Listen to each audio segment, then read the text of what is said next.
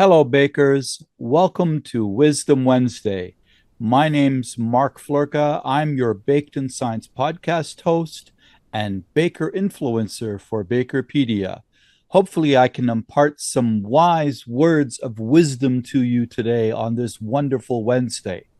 That was a mouthful.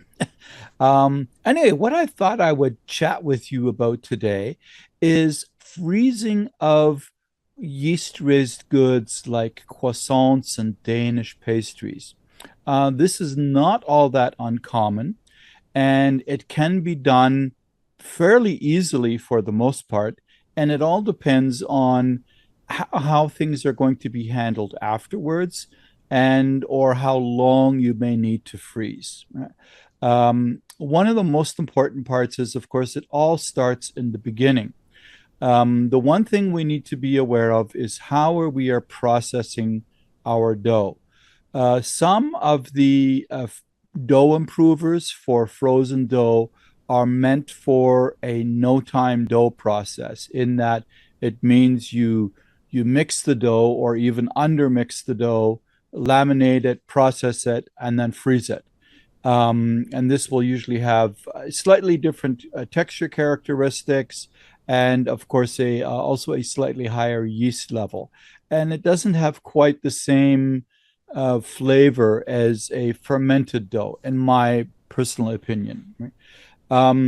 So a traditional croissant and Danish process, or particularly for croissants, is a dough that is pre-fermented before laminating. It's usually fermented in the retarder, ideally for 8 to 12 hours. And usually in a lot of places, especially in more retail type situations and things, the dough is made up and retarded overnight, and then lamination begins the next morning. So for this, you need more specialized dough improvers to protect the yeast and protect the gluten, so that when the frozen croissants are removed from the freezer and slacked out, that they will still rise in the same amount of time and give you the same oven spring and so on. So you have to keep that in mind. If it is for a very short-term freezing process, in other words, just for a few days, up to maybe a week, you may not need any improver at all. You may simply need to increase the yeast slightly, probably by about 50% if you're using instant yeast, and make sure you process your doughs nice and cool, so that even in the retarding process, that you don't get too much fermentation taking place. Because remember, retarding doesn't stop fermentation, it only slows it down. Um, and for that, then you want to make sure, of course, that all of your processing afterwards, the laminating and sheeting out and cutting and shaping, that the doughs are kept as cool as possible.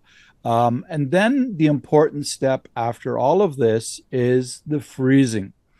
This is probably one of the steps that is the most overlooked by a lot of beginners or smaller processors who try to create frozen croissants. And that is what I've seen so often. What happens is that they want to maximize space on a trolley, and they will put two or even three layers of croissants stacked upon each other with parchment paper in between, and then pop that tray into the freezer. This is completely undesirable, because what this does is it slows down the freezing process. Now, remember, refrigeration and freezing, when it comes to physics, is a process whereby heat is being extracted from the item. So you're not putting cold in, you're trying to pull heat out. And so what happens then is that the croissants on the bottom layer, it takes too long for the process of extracting the heat to come out, and so they freeze very slowly. Well, why does this matter? Because the slower we freeze, the larger the water crystals will be as they freeze and turn into ice. And why is that important? Because as those water crystals are larger, they have more jagged edges, they damage the gluten network, and they pierce the yeast cells to damage the yeast cells as well. So, very quick freezing is the ideal process. Large processors will freeze on a line where the items that are to be frozen are slightly spaced out and they are blasted with either liquid nitrogen or CO2 so that it is very quick freezing process to extract all the heat and gets them frozen through and through very, very quickly and maintains freshness that way for a very long time too. This just the process alone can give you an extra week easily, right?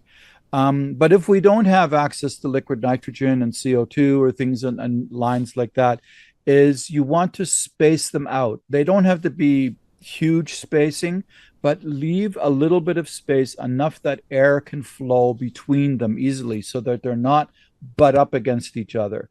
Just a half inch to a quarter inch apart and no layers.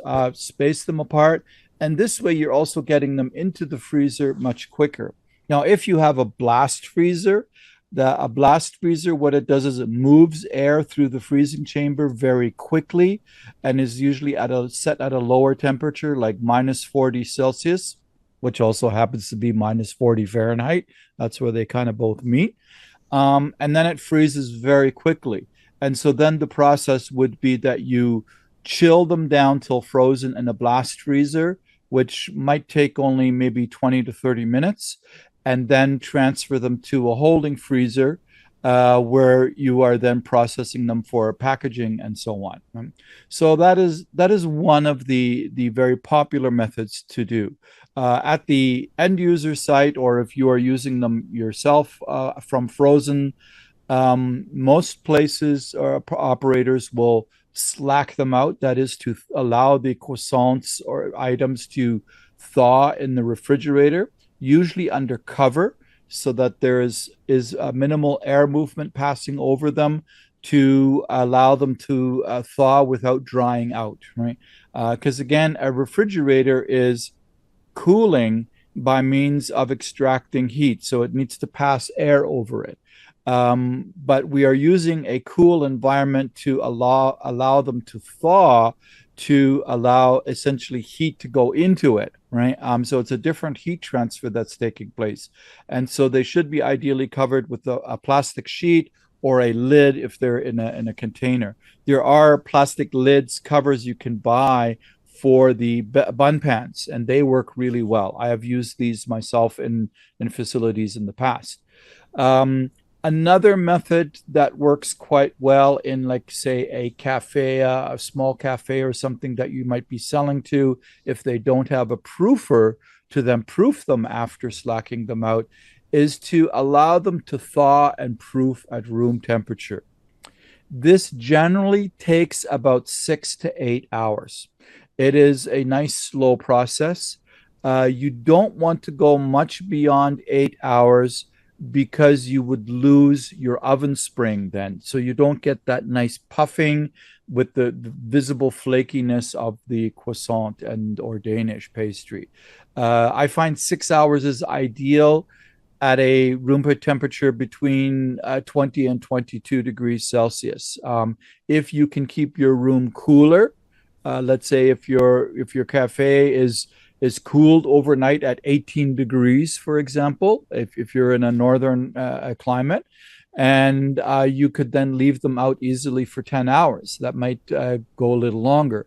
But if you're in the Middle East, for example, where it's difficult and costly to keep things cool, then you might look to the 6 hour window as much better. So to have somebody come in early to start the proofing or something like that. And so this works very well. Another method that I'm seeing more and more, and this requires, again, some specialized ingredients to support the dough structure and the fermentation, is to pre-proof the products before freezing. They are not fully proofed. They're about a 3/4 proof, and they are then baked directly from frozen. This works primarily on smaller items, on the mini croissants. For a standard 80 to 100 gram croissant, you would probably still need to slack them out for a couple of hours in the refrigerator before baking. I've not used those myself very much, to be honest.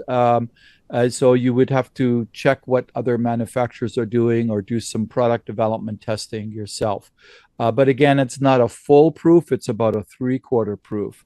Now, where can you get the different ingredients to support this? Well, I suggest going to bakerpedia.com, and on your far right, then you would click on resources and the drop down list, and you could see the sponsor showcase. And in that sponsor showcase, you could scroll down, you could see a number of different sponsors who can help you with these types of things. Lalamund is a good sponsor to connect with, as is J&K Ingredients, Enzyme Innovations, any of these sponsors who could be very helpful in providing things that they may already have, or for larger bakeries, even a customized solution for your needs. I hope that helped impart some wisdom for you today on this wonderful Wednesday. My name is Mark Floerke. I'm your Baked in Science podcast host and baker influencer. Have a great Wednesday. No, have a wonderful Wednesday. Ciao.